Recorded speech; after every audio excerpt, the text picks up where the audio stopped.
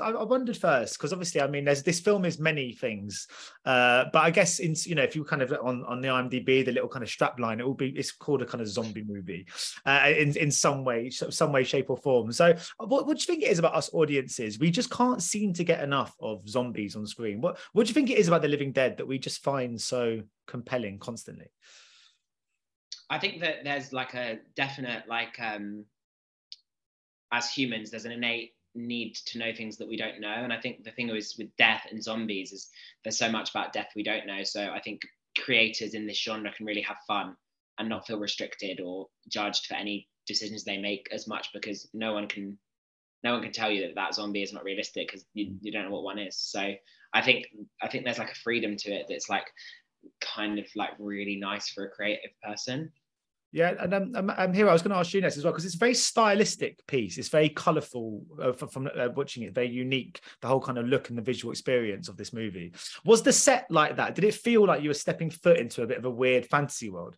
100%. I think the set design team did such a good job on doing exactly that and making sure that the environment was like, it's obviously, it's a period, so it's set in the 80s. It's 80s, isn't it?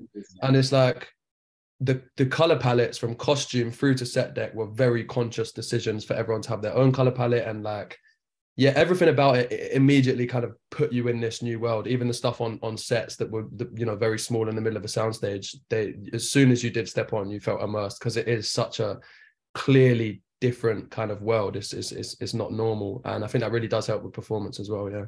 Yeah, and because obviously people always say, that kind of having a kind of really, the kind of meticulous detail on a set can really impact and help with actors' performance. But I was wondering for you, because you've got some quite sort of layered, quite deep scenes at times. So you have to find quite a kind of you're really tapping into your like emotional compass.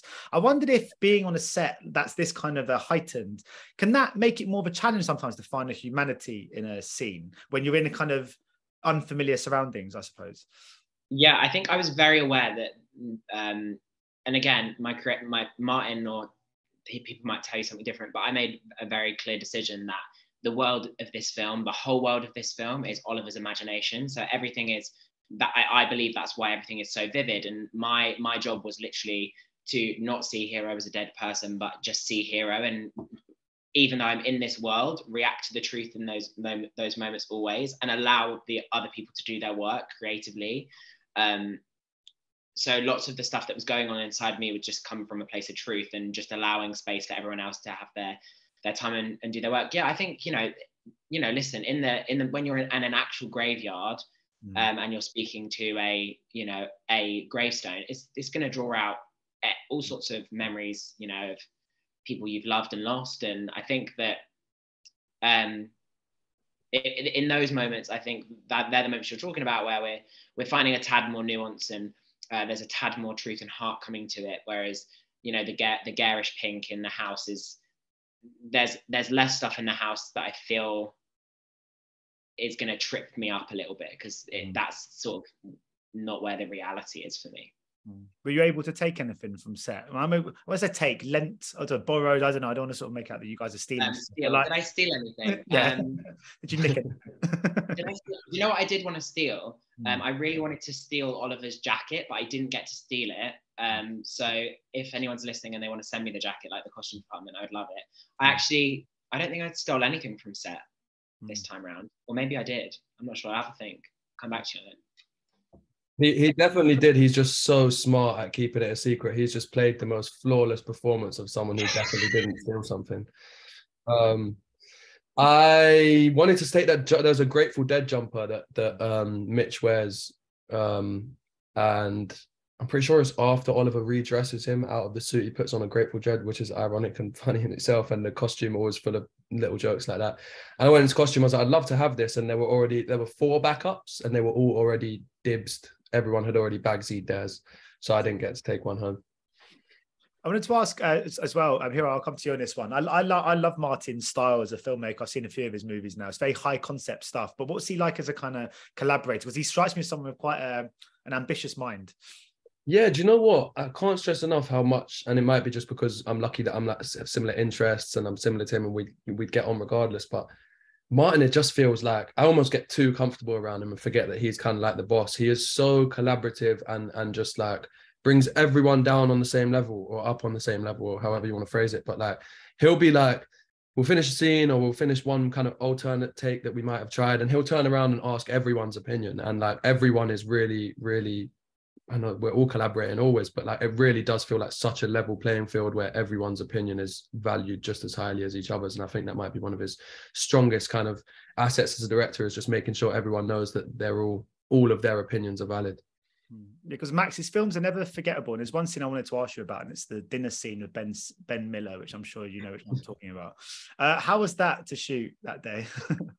Honestly hilarious. And it was really tough because we all knew what was coming with the whole cheese thing. And Ben is like so full out, like he was eating and eating when he probably could have just not been, but he's like was enjoying himself so much. And obviously like reactionary, we all just were absolutely wetting ourselves, but like some of us had to be a little bit more, like I had to kind of be a little bit more measured in my reaction, because it couldn't be, you know, it had to be shocked rather than this is jokes. Like and even like Hero, I don't know if this is true, Hero, but I think I remember this, tell me if I'm wrong, but in the scene, Hero's character is offered like some food and he says, oh no thanks, you said something like I'm not feeling too good, but I'm not sure if that was actually in the script or if Hero just didn't want to eat in the scene.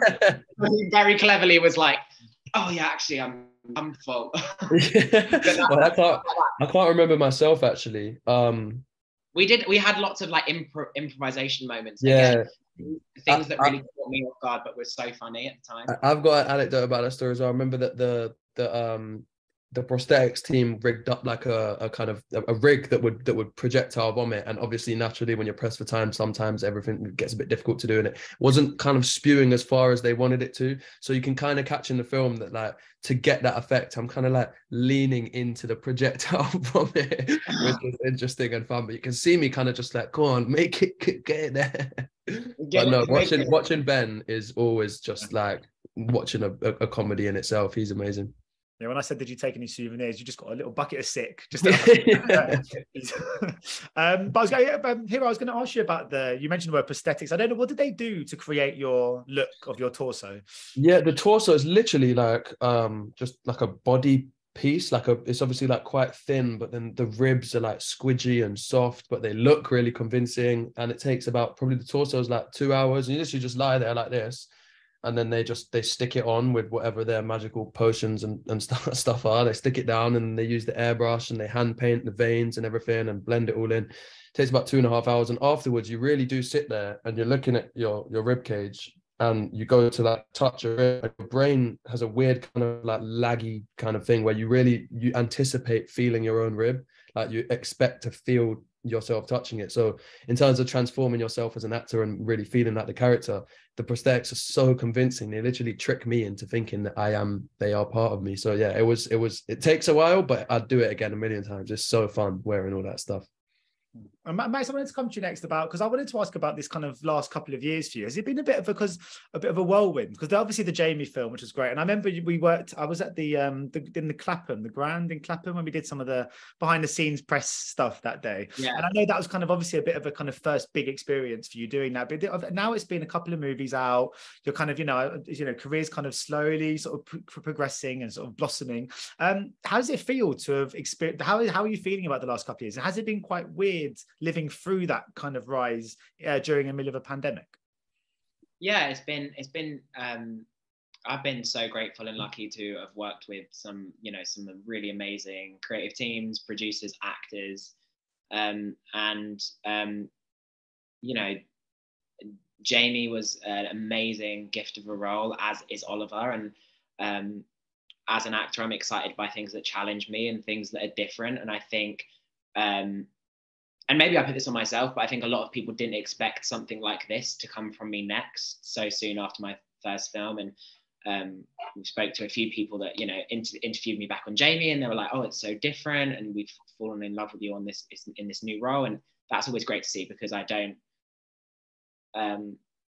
I'm not just one thing. So it's been exciting to really go through this period of time feeling very held by the creative people around me. So more to come, hopefully. Definitely.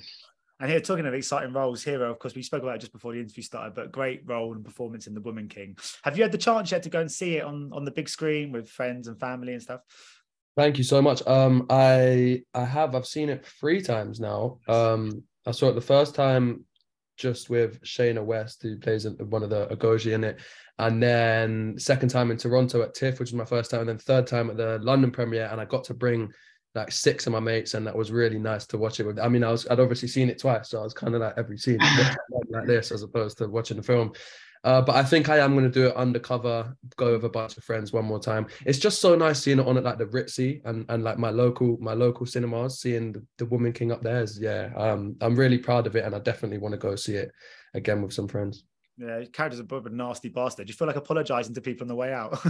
Yeah, do you know what? That's the only thing. I should watch it when I'm when I'm leaving, and my friends are cheering too loud when my character steps on screen. But do you know what? Weirdly, it's as an actor, it's an honor to play a role where people hate you, and if you succeed and people show in their reactions that they dislike your character, then you've done your job. So yeah. Sign of a good performance. Well, anyway, I bet that's all we've got time for today. But thank you so much for speaking to me today, guys. It's been a real pleasure. I really enjoyed the film. It's just haven't seen anything like that for quite a while, and I think that's always a good thing because I watch a lot of films. Good. Oh, Stefan, it was such a pleasure. Go on, Max. Take care. I'll speak to you soon, I'm sure. Take care, guys. Speak to you soon. Bye. Thanks a lot. Bye. Ladies and gentlemen, you're watching Hey You Guys. Hey You Guys, huh? Hey You Guys. Is that from the Goonies? It is indeed, yes. Nice. Hey